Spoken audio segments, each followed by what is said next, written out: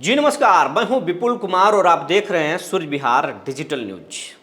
पूरे बिहार भर में 2 अक्टूबर की चर्चा हो रही है और बल्कि बिहार में ही नहीं देश भर में इसकी चर्चा है कि 2 अक्टूबर को बिहार में प्रशांत किशोर क्या करने वाले हैं और 2 अक्टूबर को जो जनसुराज एक राजनीतिक पार्टी बनने वाली है उसमें भीड़ कितनी जुटती है और लालू कितना प्रभावित होंगे और नीतीश कुमार पर क्या असर पड़ेगा।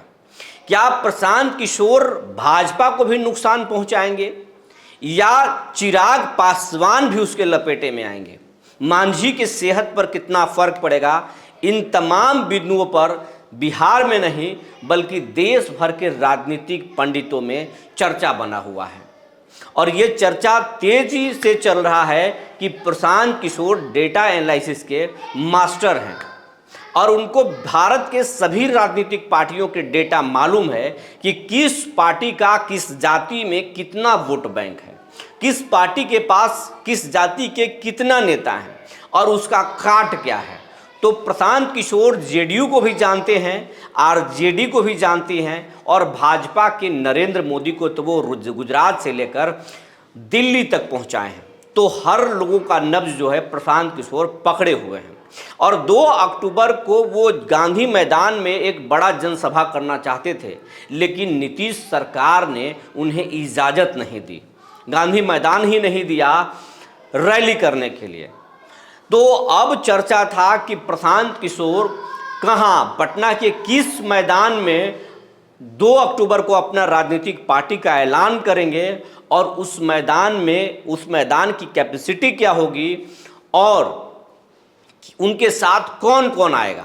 ये तमाम चर्चा चालू है, कयास लगाया जा रहा है कि कहाँ पे उनकी रैली होगी। लेकिन अभी हम आपको बताने जा रहे हैं, जनसुराज पार्टी को पटना जिला प्रशासन ने पटना के वेटनरी कॉलेज सौंप दिया है। उनको इजाज़त मिल गई है कि आप वेटनरी कॉलेज में अपना रैली कर सकते हैं और वेटनरी कॉलेज में तैयारी भी शुरू कर दी गई है।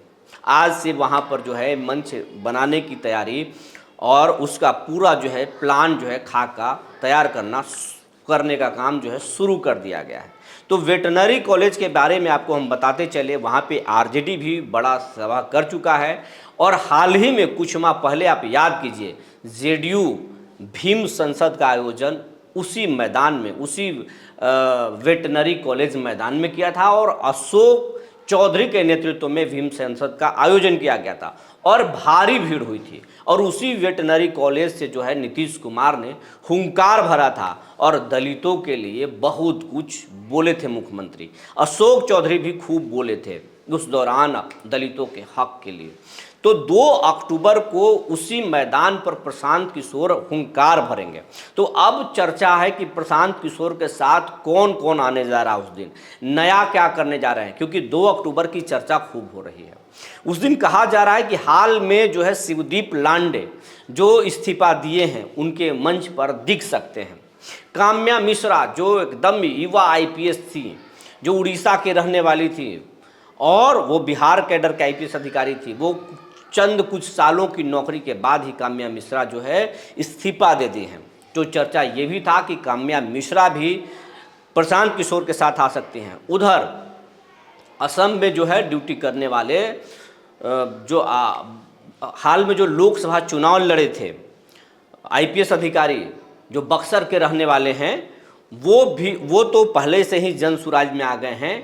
वो भी जनसुराज के मंच पर कुछ नए तेवर में, कुछ नए अंदाज में दिखेंगे। चर्चा है कि भोजपुरी के पावर स्टार पवन सिंह भी उनके मंच पर दिख सकते हैं। तो अब आपको हम बताने जा रहे हैं, शिवदीप लांडे फिलहाल जो है उस मंच पर नहीं दिख सकते हैं क्योंकि उन्होंने इसका इशारा कर दिया है। काम्या मिश्रा के बारे में अभी नहीं कहा जा सकता है, लेकिन ये कहा जा रहा है कि काम्या मिश्रा भी इतनी जल्दबाजी नहीं करेंगी कि वो 2 अक्टूबर को मंच पर दिख जाएंगी। पवन सिंह के बारे में कयास लगाया जा रहा है। पवन सिंह ने आधिकारिक तौर पर इसकी जो है घोषणा नहीं की है, लेकिन कहा जा रहा है कि कुछ टर्म कंडीशन पर दोनों का मामला फंसा हुआ है। पवन सिंह आना चाहते हैं जनसुराज में, लेकिन उनका जो टर्म कंडीशन है उस पर जो है प्रशांत किशोर एग्री नहीं है।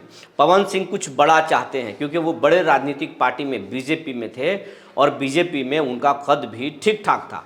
अलग बात है कि उनको आसनसोल का टिकट दिया गया, लेकिन बाद में कुछ कारणों से उनका टिकट वापस ले लिया गया, जिसके बाद नाराज होकर के काराकाट लोकसभा क्षेत्र से पवन सिंह ने चुनाव लड़ा और वहां पर एनडीए को शिकस्त खानी पड़ी।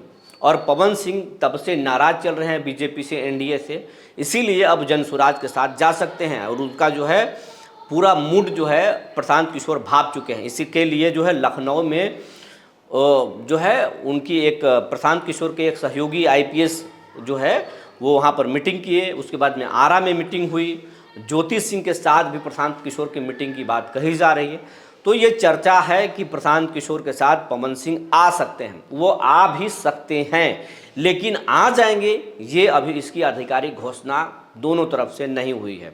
लेकिन एक बात तय है कि दर्जनों आईएएस अधिकारी और आईपीएस अधिकारी जो रिटायर्ड हैं वो प्रशांत किशोर के मंच पर दिखेंगे। दूसरी बात, जेडीयू के बागी और बीजेपी के बागी और आरजेडी के बागी भी मंच पर जनसुराज के दिख सकते हैं। और 2 अक्टूबर को दिखे या ना दिखे, लेकिन जो प्लानिंग है प्रशांत किशोर का वो ये है कि जिस विधानसभा में जो प्रभावशाली नेता है, अगर आरजेडी का प्रभावशाली नेता है और उसको टिकट नहीं मिला है, कई वर्षों से राजनीति में है, तो जनसुराज उसको अपना उम्मीदवार बना सकता है। अगर बीजेपी का कोई नेता है और युवा नेता है और उसको बड़े पैमाने पर जो है जनता एक्सेप्ट करती है, जनता का साथ है उसके साथ, और उसको पार्टी अब तक झांसा दे रही है और उसको टिकट नहीं दिया है, तो जनसुराज उनको अपना कैंडिडेट बना सकती है। तो और जेडीयू के साथ भी यही खेल करेंगे प्रशांत किशोर। तो चुनाव में 2025 के चुनाव में बड़ा कुछ खेला कर सकते हैं प्रशांत किशोर, और इससे जो है तीनों पार्टियां असहज है। इसीलिए सबसे ज़्यादा अलर्ट मोड में आरजेडी है, क्योंकि आरजेडी के जो मुस्लिम यादव का जो वोट बैंक है उसमें बड़े पैमाने पर सेंध लगाने की कोशिश कर रहे हैं प्रशांत किशोर। जेडीयू के भी बागियों को तोड़ेंगे, जेडीयू के कई नेता उनके संपर्क में है, ऐसा कहा जा रहा है। बीजेपी के में भी उनका सेंध लग सकता है, बीजेपी के भी कई नेता प्रशांत किशोर के संपर्क में है, ऐसा कहा जा रहा है। लेकिन 2 अक्टूबर को पटना के वेटनरी मैदान में जनसुराज क्या क्या गुल खिला सकती है ये तो 2 अक्टूबर को ही पता चलेगा। लेकिन फिलहाल जो है पीके की चर्चा पूरे देश भर में है। जो जानकारी निकल कर आई थी हमने आपको बता दिया। तब तक के लिए धन्यवाद।